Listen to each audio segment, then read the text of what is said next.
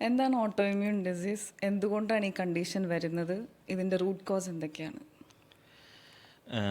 Auto immune condition എന്ന് പറഞ്ഞിട്ടുണ്ടെങ്കിൽ നമ്മളുടെ ബോഡിയുടെ ഇമ്മ്യൂൺ സിസ്റ്റം അല്ലെങ്കിൽ നമ്മുടെ നാച്ചുറലായിട്ടുള്ള ഇമ്മ്യൂൺ സിസ്റ്റം നമ്മളുടെ ബോഡിക്കെതിരെ പ്രതികരിക്കുന്ന ഒരു കണ്ടീഷനാണ് ഓട്ടോ ഇമ്മ്യൂൺ കണ്ടീഷൻ എന്ന് പറയുന്നത്.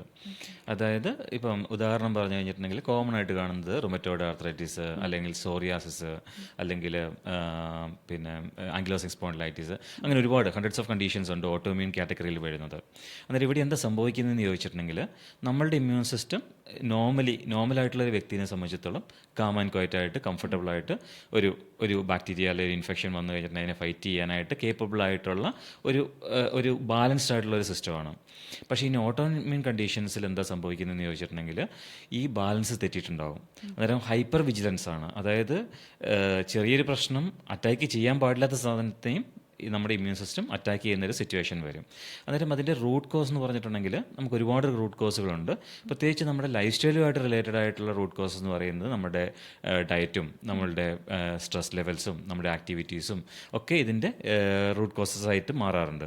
ഞാൻ അതേക്കുറിച്ച് വരുന്ന പോഡ്കാസ്റ്റുകളിൽ നമുക്ക് കുറച്ചും കൂടി ഡീറ്റെയിൽ ആയിട്ട് നമുക്കതേക്കുറിച്ച് ഡിസ്കസ് ചെയ്യാം. ഓക്കെ.